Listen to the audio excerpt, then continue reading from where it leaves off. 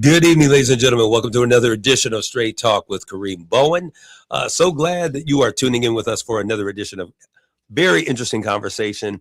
I have a couple of guests here that are going to be in the stream on today. One is sitting across from me as we speak, and I'm excited to get into the depth of this conversation. But before we get started, I want to say Happy Black History Month to everybody who's out there. If you're listening to me and I sound a little bit raspy, I'm not trying to be sexy, just struggling to get the words out here on today. My regular producer, Matt, is not in the studio. Y'all call him White Soul. But I do have with me the afternoon girlfriend, Yvonne Daniels. Yvonne, what's good with you? Hey, so if there's some hiccups, y'all give me some grace and mercy. I appreciate it. How you doing? Your grace and mercy. Yes. But we're glad to be with you on today. And for those who are out there, let's like, tag, and share this conversation so that others can enjoy it. Today, I have an authoress in the house with us on today.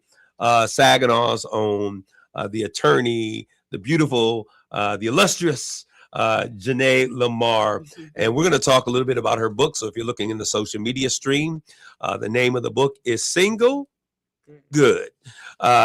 Point blank, period, right? So we're going to get to talk with her in just a second, but I do want to give a shout out. This past weekend, we had an amazing time with the Help Community Violence Intervention Conference, the first inaugural. And when I tell you it was more than I hoped that it could be, or would be, it absolutely was. I want to give a shout out to everybody who played such a tremendous part in making this happen. So many of you may not understand exactly what the conference was about, but it's about building out an ecosystem in our community where everyone who is a part of the community understands that they have a vital role to play in the cessation of gun violence in our community. Although we can never put an end to violence, we can curb the numbers and bring those numbers down to where they make sense for any community. Some violence is going to be baked into the fact that, you know, folks don't get along and things happen, but there is a level that is unacceptable. And here in our community, we've reached that level. But I do want to say this before I get to that, because there is a stigma that when you walk down the streets of Saginaw, you got to clutch your pearls, you're ducking and rolling under cars. That is not this. This ain't what we are. But as a matter of fact, we have a beautiful community full of people, vibrant in living, contributing great things to our community, which I so gladly love and appreciate. So we have an opportunity this past weekend to work with everyone that was there, from the courts, to we had judges there. We had community organizers and keynote speakers. We were represented from DC all the way to Saginaw. Our U.S. Congresswoman, Kristen McDonald-Rivet, came through and shared her passion for what she's doing. Stay tuned. She has a big announcement she'll be making this coming Thursday. Then also we had our state representative, Amos O'Neill, who has been a vigilante, I promise you, doing the work for our district, all the way down to our mayor, Brenda Moore. All of those individuals were there. Our keynote speaker, Yafencio Harris, Big B, was absolutely phenomenal. Brian Pruitt and Boom were in the house. HBK Boom rocking it out with the young people in their youth session. Just community gathering. We talked about victim services. Our assistant prosecutor, Blair Stevenson, came through and did a session on the juvenile justice system and how we navigate and what's important. Very important information. A great time was had. We were empowered. And many people were just saying, hey, we were just glad that we were able to experience such a strong sense of community.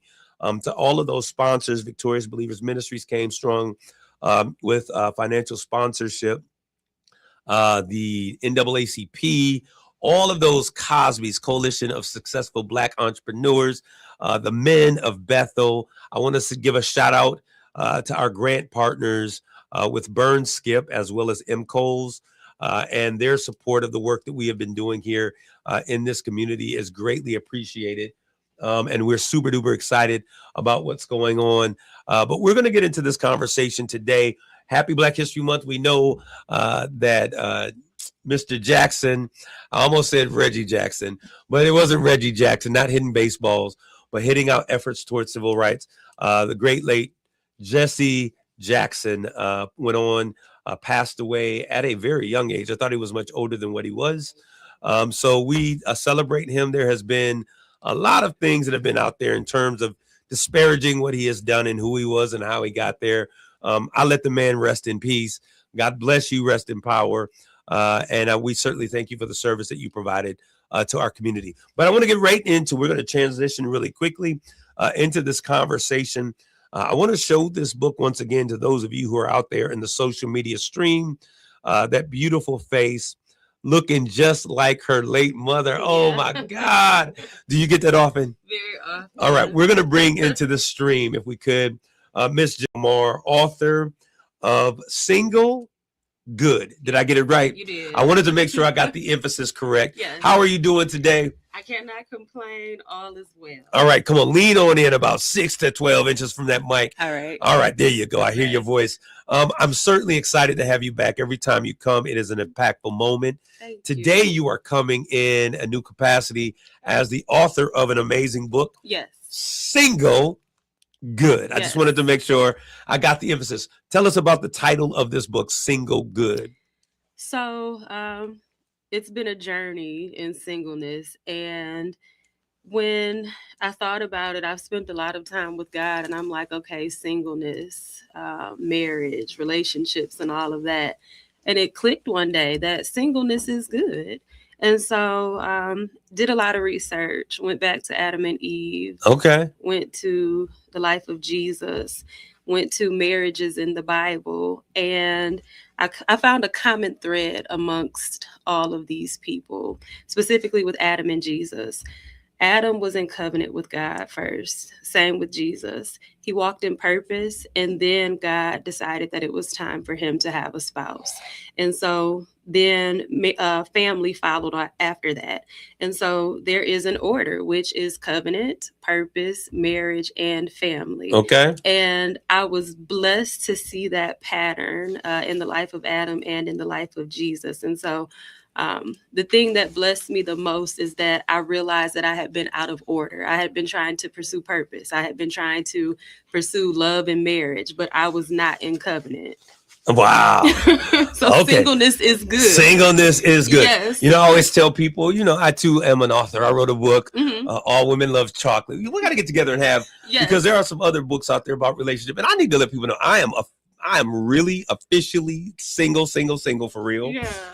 For real. Mhm. And Yvonne's over there looking like, nah, Kareem. I just want to make sure because, I had been attached for a long period of time. Yeah. But it's time to move forward. Yes. And, it's interesting because I was talking, and while we were talking, Mhm. you made the statement that when you were writing this book, you had the last time you were here, you were just coming. Share with what was going on. The last time you were here, you were just coming out of a situation. So the last time that I was here at KISS 107.1 was for Straight Talk with Kareem. It was in 2018, 2019. That was about the time that I was coming out of the relationship where I was engaged. And I do talk about that engagement in my book, and not from a place of shame, but from a place of deliverance. And just realizing the fact that I was out of order because I was engaged. I was getting ready to walk down the aisle. I had planned the wedding. I bought the dress. We flew to another country to pay for the wedding, What? to plan it and everything. And I thank God that I did not go through with that marriage, because I'm positive that it would have ended in a way that would have been adverse to us both. Wow. Because it was not God ordained. Wow.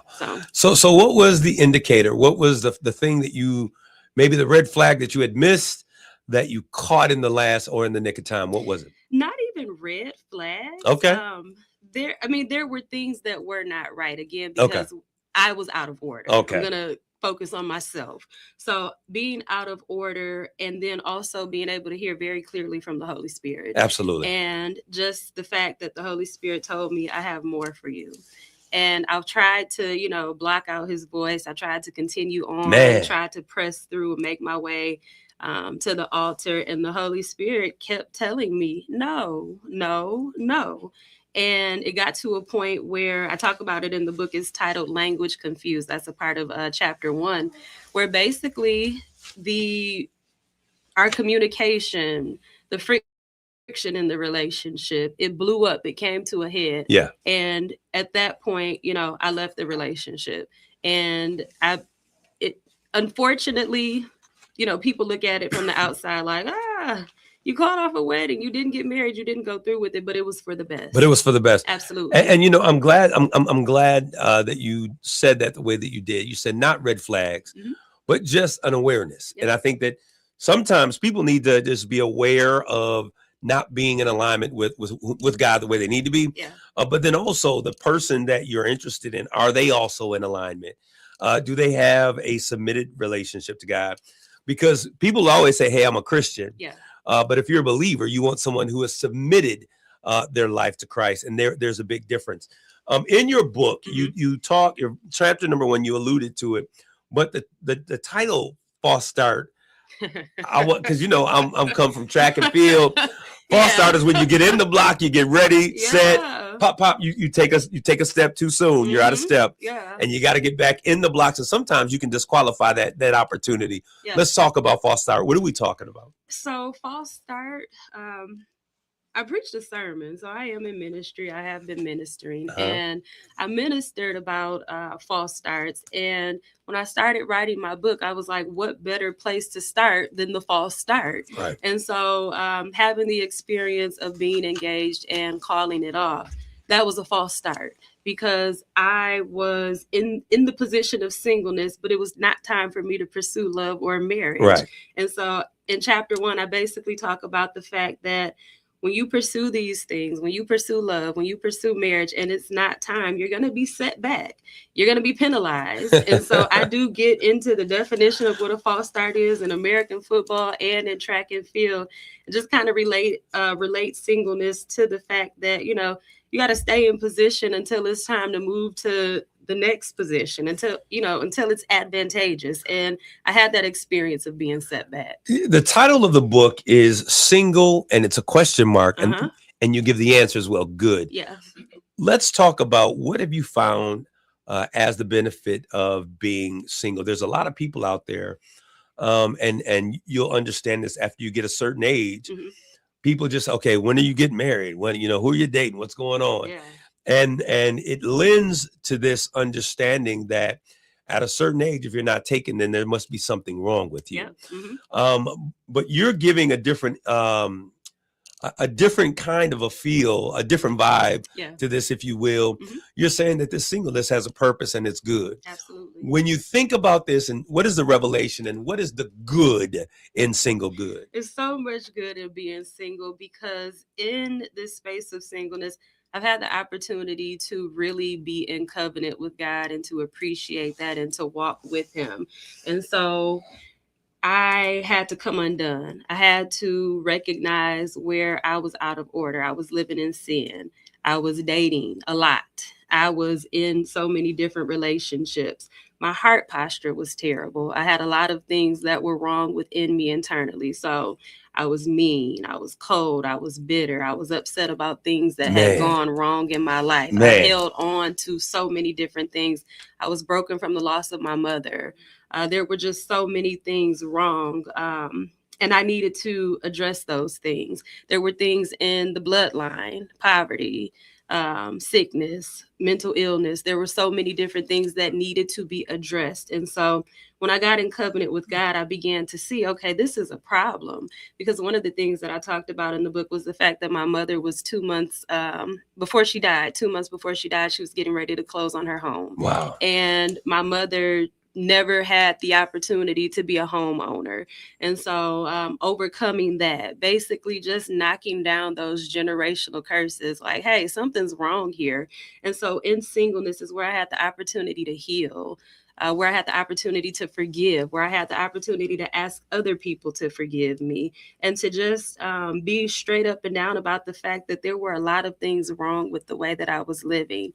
And in singleness is where I understood that if I had not confronted these issues and eventually decided to marry anybody. Yeah. When the two become one flesh, my flesh, their flesh, it becomes one. And so now we have this big pile of whatever we didn't confront. And you know what's interesting that you put it that way. The Bible says, and these two become one flesh. Mhm. That means that somebody's got to lose some parts. It's not going to be easy. It's Yeah. going to be painful. There's some ripping and some tearing and some re-sewing together. Yeah. So I like the fact of what you said when you said you were doing the work on yourself. I remember, I thought I was really good for a long period of time. We think we're good, right? Yeah, we all do. But I'll tell you, in 2018, I really began to see myself, and there was a lot about me that I didn't like. There's a lot of arrogance, there was a lot of pride, a lot of those things, similar to what you're saying. Yeah. And I had to intentionally work on those things. A lot of Kareem had to die. Yes. Did you find that a lot of who you were as a person, you good, you got into school, you got your own money, you got your own car, hair done, nails done, everything good, right? I mean, what did you find as you started doing the work on Janae? What I found is that the way that God allowed me the opportunity, the grace and the mercy to come undone and to be refined and to be purified, the grace that he extended to me, I had to extend that same grace to others. And so what I realized is that healing and that overcoming was not a license for me to look at others as if, they couldn't do the same or as if they were excluded. So the grace and the mercy, the love that God showed me, he has those same things for other people. And so just as I overcame, I had to intercede for others and pray that they overcome. It's interesting because we always want grace. Yes. We want people to see us through the lens of grace, but we see them through the lens of whatever their shortcoming was. So as you begin to write this book, what were some of the other things? Let me ask this question because, see, I knew your mother and I loved your mother.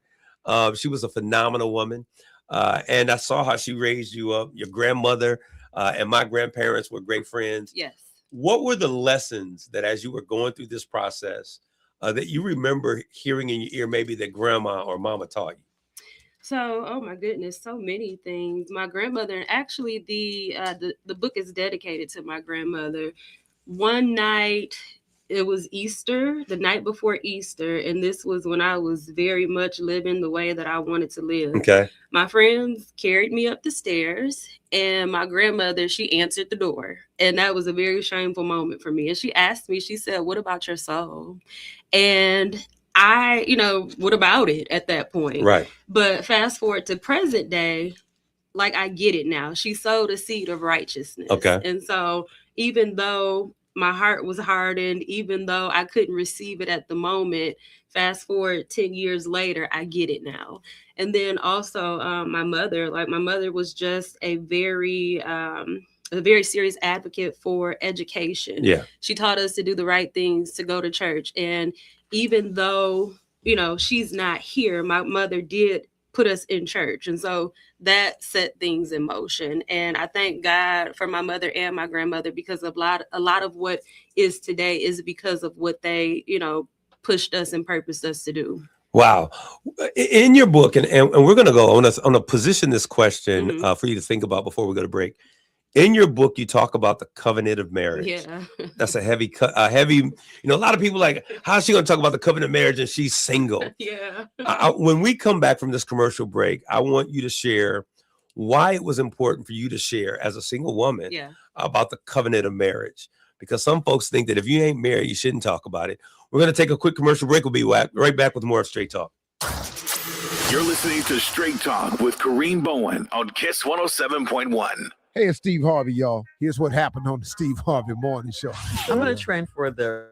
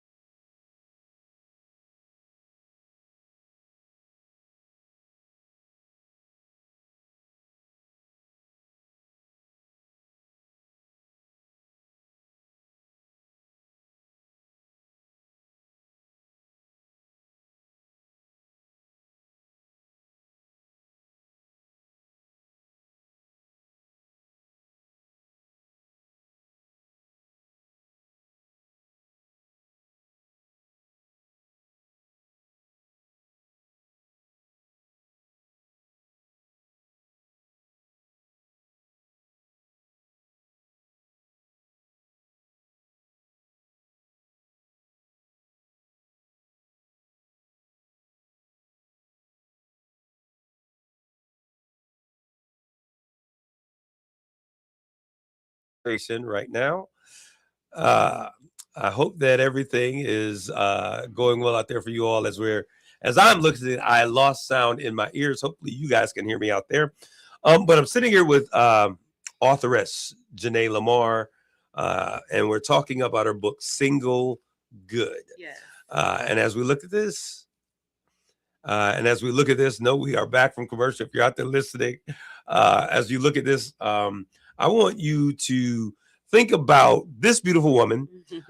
She just gave an amazing testimony. I'll let her share that in her own time, and understand we're going to bring her back because I think the decision to be in a relationship, the importance of the process of singleness, the desire for many to be in a relationship and to have a fruitful marriage, starts with, as you said, Janae, with God being God-centeredness, right? Yes. So you shared something when we were talking about, I asked you the question, why this conversation about covenant relationship or covenant marriage, and you put it in the book. So let's talk about that. And so we were going to pick up with the covenant of marriage. And you asked a spicy question that others might ask. Well, you're not married, you're single. Why are you talking about it? But so it's very important to understand the covenant of marriage because a lot of people don't understand that we're supposed to be in covenant with God first. And that marriage to an earthly spouse, that starts in God's spirit. And what do you mean by that? It starts in God's spirit. So if you look at Genesis, where at the point where God declared that it was not good for Adam to be alone. Right. God is a spirit. Those who worship him must worship him in spirit and in truth. And at that point, God is saying, this is what I have for Adam at this appointed time. It's no longer good for him to be alone.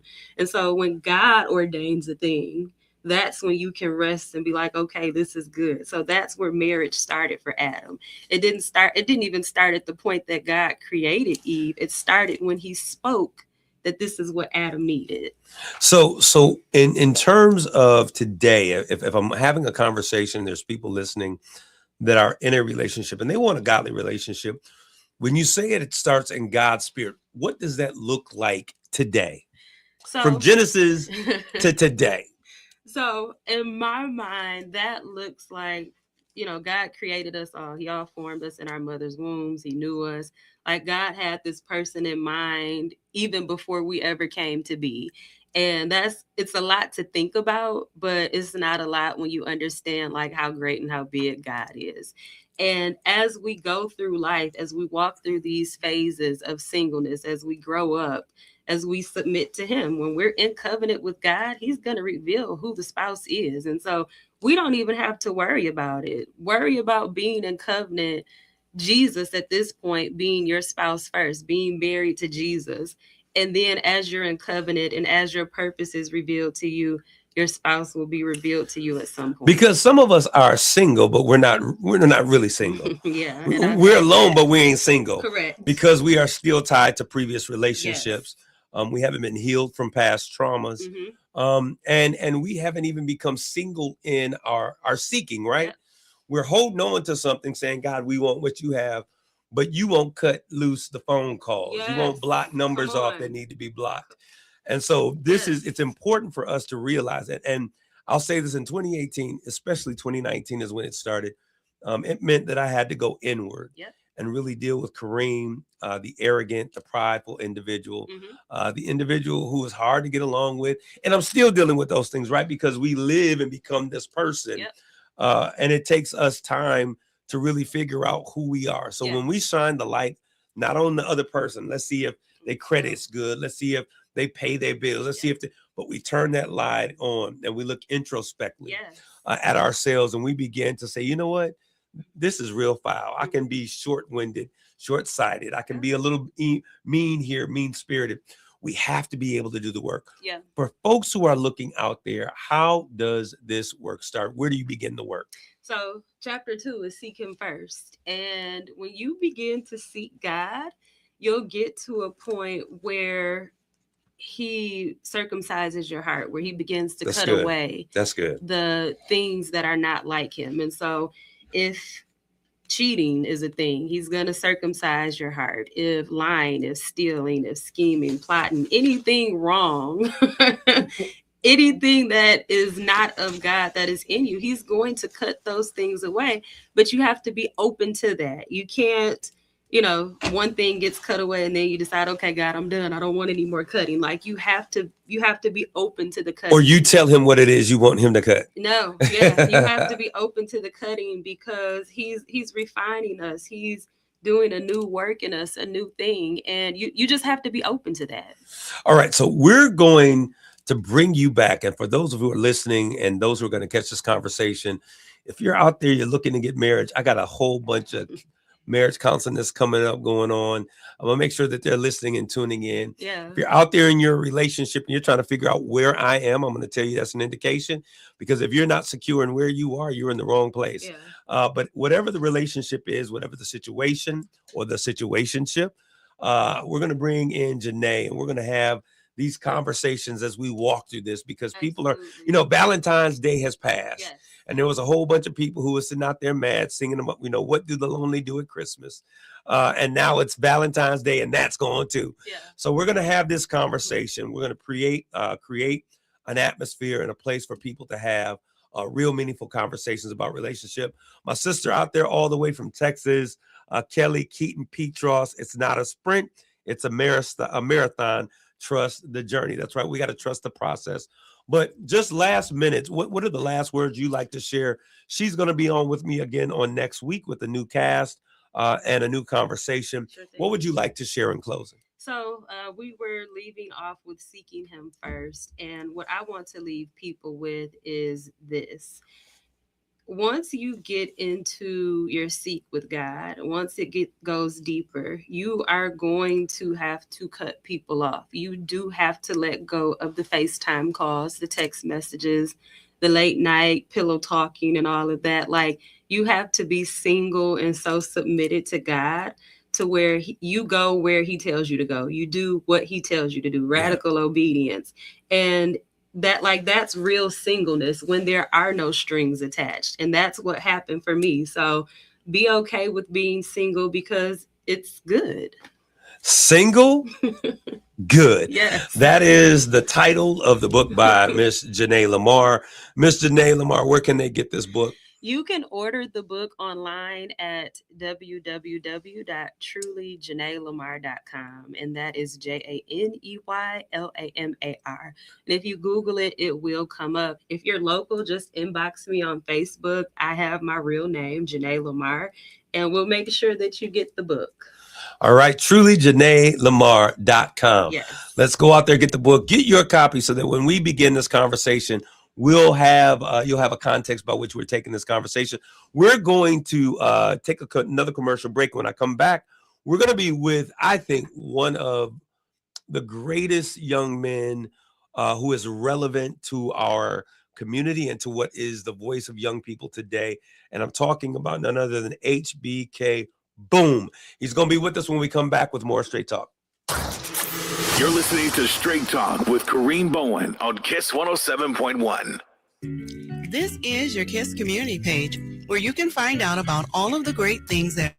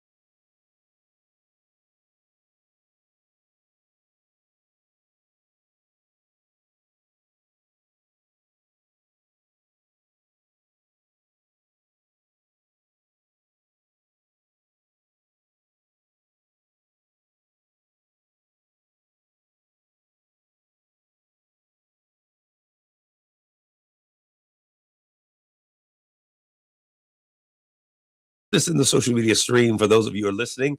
Once again, let's please like, tag, and share this conversation. We do have your afternoon girlfriend, Yvonne Daniels, on the board for us this evening. She back there cracking up. She's like, please don't tell people I'm on here, please. Because normally she's doing a great job today. Normally we have a very colorful experience when we come together. But we have a young man in the stream right now. His name is Eddie Thigpen Jr. The third. The third? Yeah. Okay, the third. But everyone out there knows him as HBK Boom. Boom, what's good with you? Man, just chilling, just stacking days. Stacking days. I told him, sir. man, the last time you were here, it seems like you've grown even as an adult. Yeah. And you've gained some stature. But hey, he was one of the guys that came in when we were doing this Community Violence Intervention Council. We wanted to have a space where young people could be engaged. Of course, Brian Pruitt and I, we've been hitting it strong since 2000, literally going from LA to DC, doing things that impacted young people. But since I've met this young man and I've kind of watched him from a distance, we have had some engagement. I realize that he's one of those young men who has the ear of this younger generation. And I'm smart enough to realize that when you see people who have a natural connection, that you have to use them.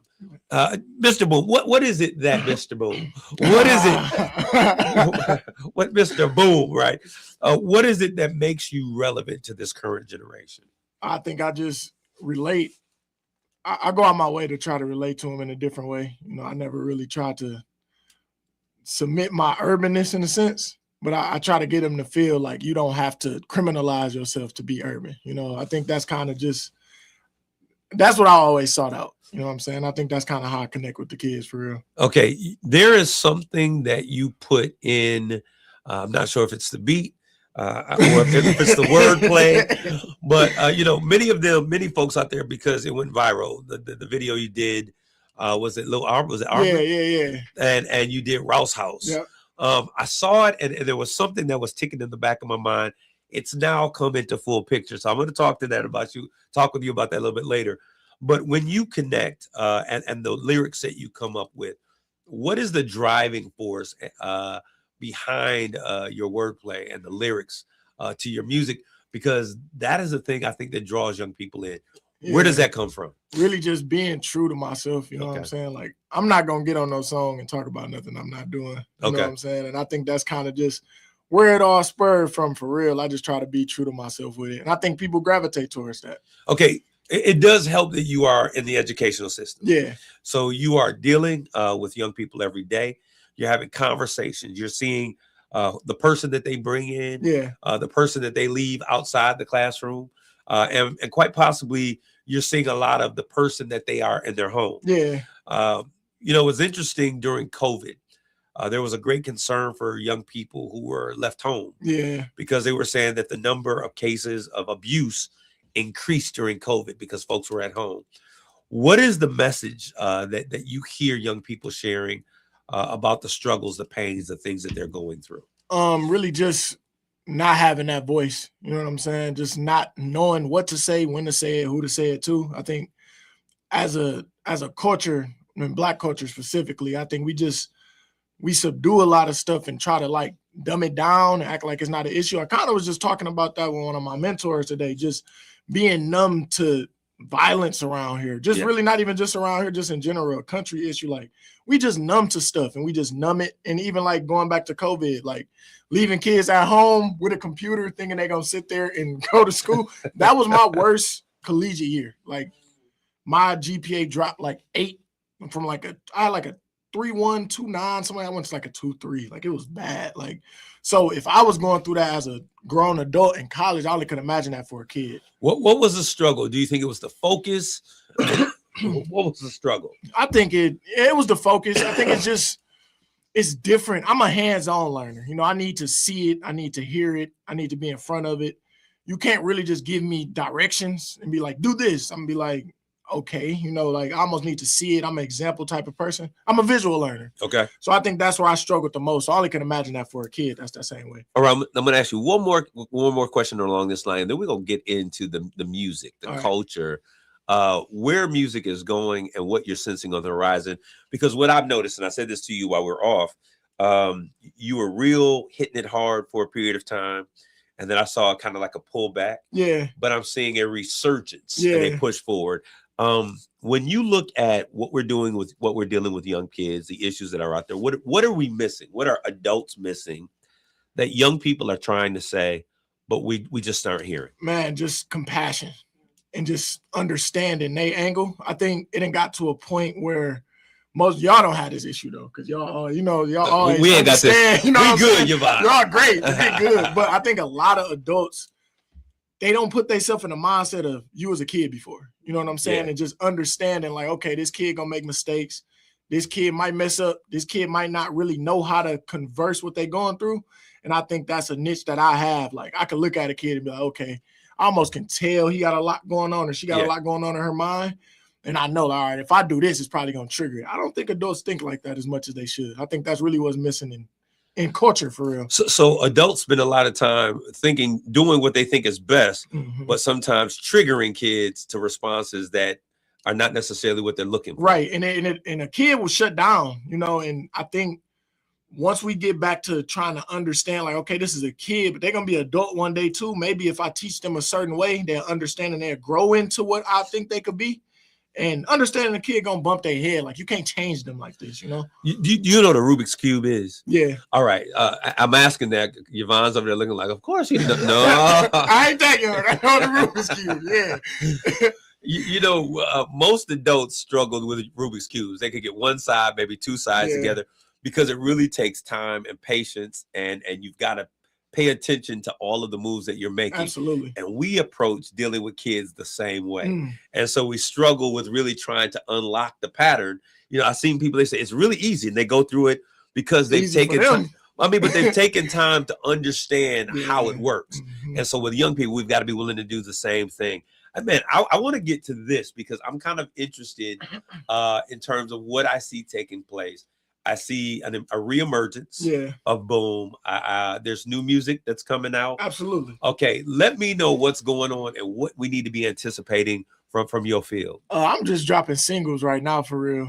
Okay. Are you just playing with us, or is there a master plan at hand? No, I always got a plan. Okay. I always got a plan, man. I kind of stepped back from dropping projects because the way the music scene is right now, people not really listening to projects up and down because I call it microwave moms, man. What's that song? There's one, they want to hear one song for 2 minutes. You know what I'm saying? Like, it is what it is. I'm not against adjusting. So I've been dropping singles, getting into the reels, doing more content. I really wish I knew how to use TikTok, but I really know how to use it. Okay. So this, how about this? Because I think that you have goods that would work well on social media platforms. I think TikTok would love you. Yeah. So I'm gonna connect you with somebody who's doing TikTok well. Bet. All right. Bet. And I think that you just give me a 20%. I'm gonna manage that. That's a bet. That's cool with me. Hey, we gotta work these areas, right? Cool with me. No, but I do want to talk about the changing and the dynamic. There's a shifting in what the sound is. The musical sound has shifted a lot. Now, if you are an 80s head, a 90s head, what's going on? What is this shift, and what are we experiencing right now in music, especially with this? Social media is creating more millionaires in music than any other area. But Absolutely. I think right now it's just music working cycles. And I think right now the cycle is sampling beats, going back to the oldies. I do it a lot. I respect them though. I do them justice, and I think over the last about 2-3 years, I kind of got into the producer world a little bit more. And that kind of been a light and shining armor for me, just producing for different artists across the Midwest. So samples, what kinds of samples are we listening to now? I mean, what are the things that we are anticipating are going to be the thing that we're going to be hearing drop? Because I'll tell you what, the Jamie Foxx, when he came out, I got some Marvin Gaye. Yeah. It ushered in a whole new sound that was hot for that moment. Absolutely. So are you saying that we're going back to pulling back some of those samples? Absolutely. Okay, what are you thinking? Me personally, I like samples with strings, like good vocals. Like, I didn't play with that sample before, like not Marvin Gaye version, but Jamie Foxx version. I don't even know if that's Marvin Gaye song, but Jamie Foxx version. But I think that's just what's the new resurgence like. And I think it's connected eras though. You know what I'm saying? Like, my era, we wasn't raised on that music, but we can hear it and differentiate it and like it, you know what I'm saying, and connect with the older generation. And I think at first they was kind of weary of it, but I think the more they hear it and it sound good, long as it sound good, they don't be against it. Like Sexy Red almost messed up Michael Jackson classic. I ain't gonna talk too much about that because I love Sexy Red. All of us 80s and 70s, 80s, and 90s babies was sitting like, come on, no. I was like, no, but I love Sexy Red, but I'm like, no, don't mess with that like that. But that's the thing now, you know, people just going back to the oldies, bringing them back. And I think music work in cycles. Like you said, Jamie Foxx and them was doing it when they first came out. It went away for a little second, now it's back. So. I'm going to tell you, when it comes to Michael, you have to be a certain kind of artist. Yeah, I don't touch Michael Jackson. That to be able, I'm going to tell you, the only one that I can think of right now that has been able to successfully sample Mike and make it happen was it Coco and what was the name? Human Nature. Yes. Oh yeah, man. Yeah. SWV. Yeah. That's a different type of artist. But I mean, unless you come in that way, leave Mike alone. Mike, is there certain people you can't mess with? Like Mike, I'm not touching no Mike. It's just something about it. Like you can't touch that raw original track. Like I don't know. It's just something about Michael Jackson songs I don't mess with. All right, let's talk about what the future holds. The near future for Boom. What does it look like? Are you going to be making more appearances? I know you did something recently. Whenever you come, you have a following now. It was funny because for the conference, the CBI conference, we had somebody come from Kalamazoo who's actually from Arkansas. Oh, that guy was from KZoo? Yeah. Dang, that's crazy. But he comes in and he's talking about your music. Yeah. Like, I saw you. Didn't you perform at? And it was, one of those moments. What is next? What's on the horizon? What can people look forward to coming out from you? Just continuing to expand for real. And I think I'm at the point now where like I'm kind of established in the state, just trying to get bigger than just the state. I mean, I don't really fish for hits, but I feel like another hit record gonna come pretty soon, just staying consistent in my work. All right, this is what I hope. I know that we have the African American Cultural Festival coming on. Have you ever performed on stage there? No, I've been trying. I'm saying that for a purpose. Yeah, I've been trying, man. I've been trying. Me and Miss Baldwin, we connect and talk on the committee. We talked on the committee end a little bit, and I'm like, hey, put me on there. All right. So one thing that we've done, I'm going to tell you, there have been a number of things that I've been really excited about. Last year was Black Excellence. I love what they're doing over the Saginaw African Cultural Festival. It is the longest one of its kind. Absolutely. Support, more power to you. I love to see when my people come together. I think that last year was a great show. Absolutely. In terms of we can produce great shows. Our community will come out and support. Absolutely. Even with local talent. Absolutely. And that's what I loved about it. Now, my other time that I would say is when the late, great Angie Stone was here. Oh, she came to the Black Arts Man, it was one of the best moments that I think in my lifetime I've seen from the city of Saginaw. The Black love was on full effect. It was everywhere. Shout out to James and James Owen Jr. too, JW2, all of them for bringing that stuff here. I would love to see Boom. Now, this is the thing, Boom, because what do you say to folks who say, well, when we bring Boom to the table, and this is a real conversation, when we bring Boom to the table, he's gonna bring out these young jacks. Yeah. And they gonna be clowning. No. And we can't have a good time because they gonna mess it up because these young kids, we don't know how to do. What do you say to somebody like that? I think my light is different, man. I think my whole demeanor is different. I don't think I draw that crowd of kids, which to contrary belief, if you put it under one umbrella, it's easy to think that, you know what I'm saying? Right. But I think I'm more of a positive light. And I think kids respect me enough to know, like, hey, if Boom was to perform at the Black Arts Festival, I don't think my music don't even take people there. You know what I'm saying? So I think it'll work. It'll be beautiful, man. It'll be fun. I think it should happen. I think this the year it should happen. I think it's supposed to been happen. Hey, this is what I'm going to say. I'm going to say to all of those Boom followers, all of your listeners out there, put it in the chat. Let them hear it. Put it in the stream. Let the people know that, hey, you want someone who represents you. We don't want candy-coated folks coming in with watered-down messaging. It is not a season to tell us what we want, but let us know what you think. And I think, and I say this, and I'm sorry to my people of the Second African Cultural Festival. I love them. I love them too. And they goes like, Kareem, why did you put us out there like that? But I want us to make sure, because they're doing something that is so amazing. I have not seen Black Love in Saginaw the way that I've seen the Saginaw African Cultural Festival put it together. Facts. What I do love about what they're doing over there, shout out to Arshan and to Karen and to Ralph and to my girl Yvonne Daniels, who is out there. She's like, yeah, she's over there egging it on. Like, yeah, I'm over there too.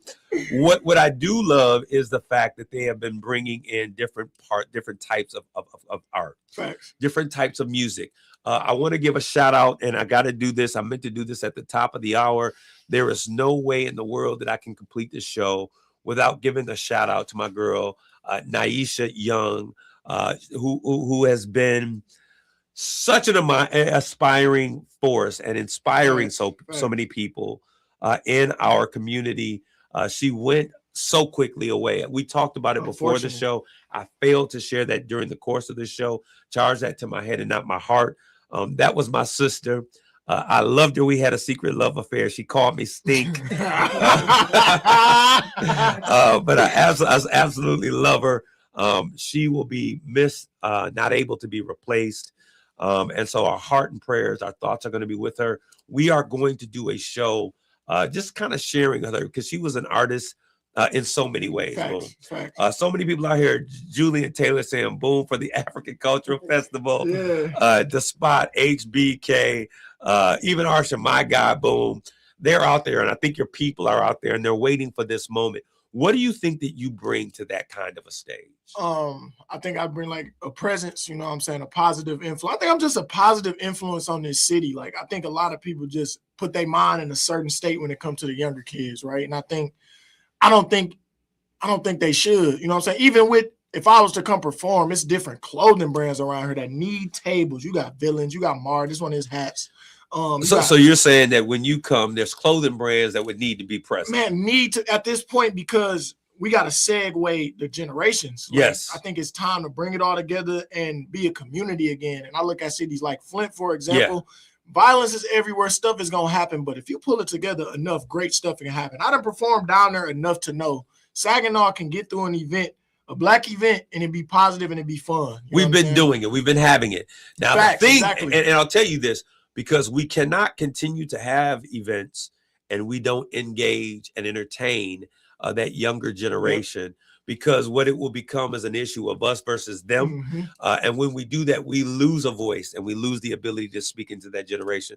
So I hope that we really think about this. Boom. I want to thank you for coming in. Anytime. I've got an idea that we will bring you in again. This won't be the last time that we see you. Anything that you want to say, last couple words before we give a sign off here on Straight Talk? Shout out to the city, man. Let's keep stuff rolling. New music coming soon, more new music. I had fun at the conference yesterday. Keep giving back, man. I hope what I'm doing inspire people to do it. You know what I'm saying? Just be yourself, be true to yourself, be true to your city. Let's keep it rolling. All right. Y'all like, tag, and share Saginaw Cultural Festival, Saginaw African Cultural Festival. There we go. It's a mouthful right now. Let's tag it in there. Make your comments. We want boom this year at the SACF, performing on the stage, making great things happen. To all of you who are out there, thank you for continually tuning in to Straight Talk. And as always, take care of yourselves and each other. God bless you. Grace and peace. You've been listening to Straight Talk with Kareem Bowen on KISS 107.1. The views and opinions expressed on this show by the host